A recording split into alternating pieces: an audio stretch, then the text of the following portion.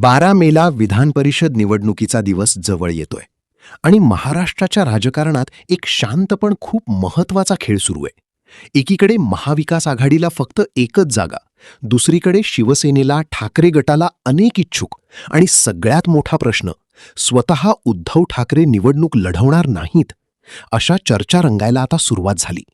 पण हा फक्त उमेदवार ठरवण्याचा प्रश्न नाही, हा नेतृत्वाचा, संघटन पुन्हा उभा करण्याचा आणि भविष्यातील राजकीय दिशा ठरवण्याचा टर्निंग पॉइंट आहे. किंबहुना स्वतः उद्धव ठाकरे हे निवडणुकीच्या रंगणात उतरायला तयार नाहीत असं बोललं जातंय. या परिस्थितीतच ठाकरे गटातील काही महत्त्वाची नावे चर्चेत आहेत, जे निवडणुकीच्या रंगणात उतरू शकतात. अर्थात जागा एक, आपण पर्याय अनेक आहेत. नेमका ते पर्याय कोणते? उद्धव ठाकरे रंगणात नसतील तर ही निवडणूक बिनविरोध जाईल का? सविस्तर समजून घेऊया या व्हिडिओमधून. 12 मेच्या विधान परिषद निवडणुकीकडे सध्या सगळ्यांचं लक्ष लागलंय. पण खरी लढत मतदानाच्या दिवशी नाही, तर उमेदवार ठरवण्याच्या प्रक्रियेत सुरू झालीय. महाविकास आघाडीच्या वाट्याला आलेली एक जागा आणि त्या एका जागेसाठी ठाकरे गटात सुरू असलेली चुरस ही या संपूर्ण कथानकाची मध्यवर्ती गोष्ट आहे. सुरुवात करूया सर्वात मोठ्या प्रश्नापासून. कारण गेल्या काही वर्षात, विशेषतः फुटीनंतर, ठाकरे गटाची पकड अनेक भागात सैल झाली आणि त्यात छत्रपती संभाजीनगर हे सर्वात मोठं उदाहरण. संभाजीनगर, जो कधीकाळी शिवसेनेचा अभेद्य गट मानला जायचा, आज तो पूर्णपणे हातातून निसटल्यासारखा दिसतोय. केवळ शिंदे गटानेच नव्हे, तर एकूणच ठाकरे गटाची उपस्थिती ती कमी झालीय. अशा वेळेस जर पुन्हा संघटना उभी करायची असेल, तर स्थानिक पातळीवर उमेदवार, नेतृत्व उभा करणं गरजेचं आहे. आणि तिथेच अंबादास दानवे यांचं नाव पुढे येतं. अंबादास दानवे माजी विरोधी पक्षनेते, आक्रमक, अभ्यासू आणि सातत्याने सरकारवर टीका करणारा चेहरा. विधानसभा परिषदेत त्यांनी अनेक मुद्द्यांवर सरकारला अडचणीत आणलंय. पण त्याहून महत्त्वाचं म्हणजे ती संभाजीनगरचे आहेत. त्यांच्या नेतृत्वामुळेच काही प्रमाणात ठाकरे गट त्या भागातून टिकून राहत होता असं मानलं जायचं. पण आता ते पदावर नाहीत आणि त्याचवेळी संघटना कमजोर दिसते. म्हणूनच जर ठाकरे गटाला पुन्हा संभाजीनगरमध्ये पाय रोवायचे असतील, तर दानवे यांना विधान परिषदेत परत पाठवणं ही फक्त राजकीय निवड नसून एक रणनीती गुंतवणूक ठरू शकते. पण दुसरीकडे सुषमा अंधारे यांचं नावही तितकंच चर्चेत आहे. सुषमा अंधारे यांनी गेल्या काही काळात आक्रमक वक्तव्य, संवेदनशील मुद्द्यांवर भूमिका आणि सातत्याने सत्ताधाऱ्यांवर हल्ला करून स्वतःची वेगळी ओळख निर्माण केली आहे. त्यांना उमेदवारी दिली तर ठाकरे गट एक स्पष्ट संदेश देऊ शकतो की आम्ही संघर्ष करणाऱ्या आक्रमक नेतृत्वाला पुढे आणतो. आणि याच वेळी एक तिसरं नाव समोर येत आहे, सूरज चव्हाण. जर त्यांना उमेदवारी मिळाली तर तो संदेश स्पष्ट असेल की ठाकरे गट निष्ठेला महत्त्व देतो आणि नवीन पिढीला पुढे आणतो. येथेच आदित्य ठाकरे यांची भूमिका महत्त्वाची ठरते. पूर्वी राज्यसभा निवडणुकीत त्यांनी प्रतिका चतुर्वेदी यांच्या उमेदवारीसाठी आग्रह धरला होता, पण तो पूर्ण झाला नाही. त्यामुळे यावेळी ते अधिक ठाम भूमिका घेत आहेत असं दिसतंय. जर सूरज चव्हाण यांना उमेदवारी मिळाली तर तो आदित्य ठाकरे यांच्या वाढत्या प्रवाहाची संकेत असू शकतो.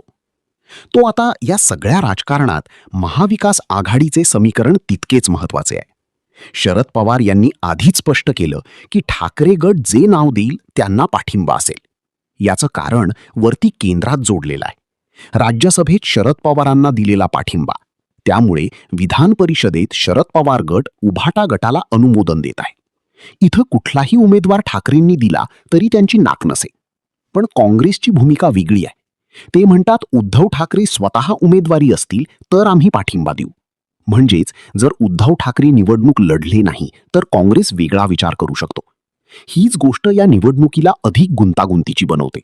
कारण एकीकडे आघाडी आहे, पण प्रत्येक पक्षाची स्वतःची राजकीय गणित आहे. कारण फूट असली तिथे खेळ होतोच. विधान परिषदेत अशी फुटेची खेळी सहज होते, कारण तिथे फुटणारे विरोधातलेही होते. हे लक्षात येत असलं तरी फुटलेले मत कुठल्या आमदाराचं होतं हे फक्त अंदाज लावून समजू शकतं. मात्र त्याचा पुरावा काहीच नसतो. त्यामुळे उद्धव ठाकरेंनी जर दुसरा उमेदवार दिला तर त्यांच्यासाठी ही निवडणूक सोपी नसेल, हे तितकंच खरं आहे. संख्याबळाचे गणित पाहिलं तर ही निवडणूक बिनविरोध होण्याची दाट शक्यता आहे.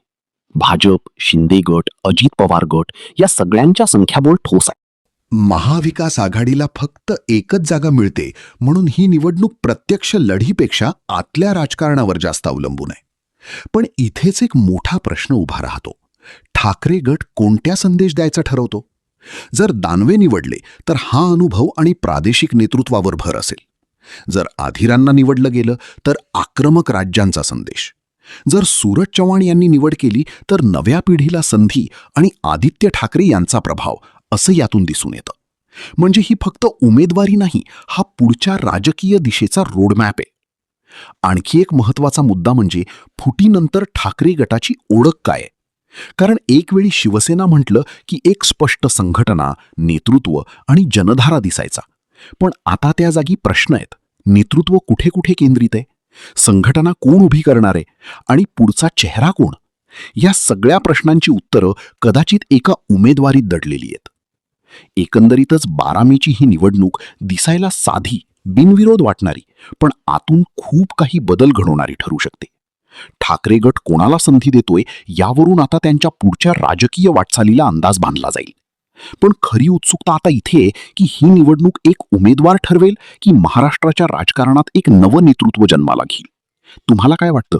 कमेंट करून नक्की सांगा. आणि असेच राजकीय व्हिडिओ सर्वात अगोदर बघण्यासाठी आपल्या YouTube चॅनलला सबस्क्राईब करायला विसरू नका.